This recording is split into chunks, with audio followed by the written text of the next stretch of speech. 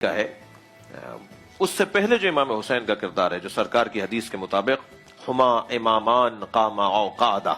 یہ حسن و حسین دونوں امام ہیں، چاہے قاما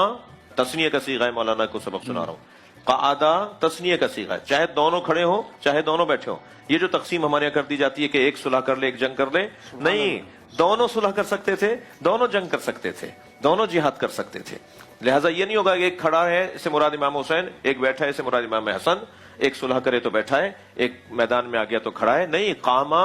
تثنیہ کا صیغہ ہے دونوں کے لیے، قعدہ تثنیہ کا صیغہ ہے دونوں کے لیے۔ حسن یہ ہے کہ خاص طور پر امام حسین علیہ السلام کی جو انداز اصلاح معاشرہ ہے، جب آپ سے بیعت کا سوال ہوا تو آپ نے فرمایا کہ وشارب الخمر معلن بالفسق قاتل نفس المحترمہ،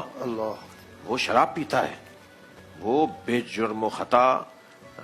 لوگوں کو قتل کرتا ہے، وہ علنی گناہ کرتا ہے، مثلی لا یبایع مثلہ، مجھ جیسا اس جیسے کی بیعت نہیں کر سکتا،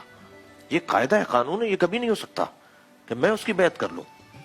یہ آپ کے خطبے کا ایک حصہ ہے، لیکن دوسرے خطبے کا ایک حصہ، اس حصے سے ہمیں کچھ پیغام دے رہا ہوتا ہے اور نظر آتا ہے کہ کچھ پیغام میں قابل تفہیم مضامین ہیں اور غور طلب مضامین ہیں۔ حضرت فرما رہے ہیں انی لم اخرج اشرا ولا بطرا ولا مفسدا، میں شر پھیلانے کے لیے، فساد پھیلانے کے لیے، حکومت کی رسہ کشی کے لیے نہیں جا رہا، بل انما خرجت لطلب الاصلاح فی امت جدی، جو آپ کا مضمون ہے، میں اپنے نانا رسول کی امت کی اصلاح کے لیے جا رہا ہوں۔ سوال یہ ہے کہ برا تو یزید تھا، اصلاح امت کی کیوں ہو رہی ہے؟ آپ نے تو ایک برائی بھی امت کی نہیں بتائی، حضرت کے خطبے میں کہیں بھی بیان نہیں ہوا کہ امت کے اندر یہ خامی ہے، امت کے یہ برائی ہے۔ برائیاں تو ساری یزید میں تھیں،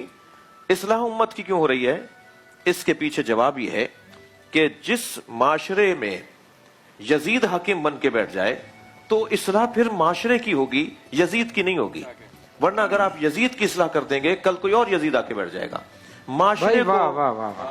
کو اس قابل کر دو، اتنا شعور دے دو معاشرے کو، اتنی فہم دے دو معاشرے کو، اتنی ان کو بیداری عطا کر دو کہ پھر ہر یزید کو بیٹھنا نہ دیں، یزیدیت ختم ہو جائے، تصور یزید اور یزید جیسوں کا بیٹھنا ختم ہو جائے گا۔ میں نانا کی امت کی اصلاح کرنے جا رہا ہوں، اصلاح ہوگی امت کی، شعور دیا جائے گا، اسے اتنا بالغ نظر بنایا جائے گا، اسے اتنا معاملہ فہم بنایا جائے گا۔ اچھا، پھر جب بیماری پرانی ہو جاتی ہے نا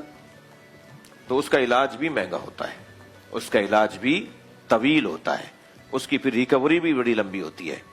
لہٰذا امت کی جو بیماری تھی اس دور میں وہ غفلت کی بیماری تھی، بے توجہی کی بیماری، لا تعلقی کی بیماری، ظلم ہو رہے ہیں، زیادتیاں ہو رہی ہیں، ناانصافیاں ہو رہی ہیں، خاموشی اختیار کی بھی ہے، لا تعلق ہوئے ہوئے سماج سے۔ یہ معاشرہ مردہ معاشرہ ہوتا ہے، جیسے فرد پر موت طاری ہوتی ہے، کبھی کبھی معاشروں پر بھی موت طاری ہو جاتی ہے، معاشرہ بھی مردہ ہو جاتا ہے۔ اور پھر جب بیماری اتنی پکی ہو جائے کہ فرد سے اجتماع کے اندر وہ بیماری منتقل ہو جائے تو پھر اس کا علاج بھی ایسے ہی مہنگا ہوگا جیسا کربلا کا واقعہ مہنگا واقعہ ہے۔ کتنی بڑی قربانی، کتنی بڑی جان، کتنا بڑا خون، تاکہ قیامت تک پھر علاج کا اصول، دوا تیار ہو جائے۔ اب یہ کربلا کا ذکر در حقیقت اصلاح معاشرے کی دوا کا نام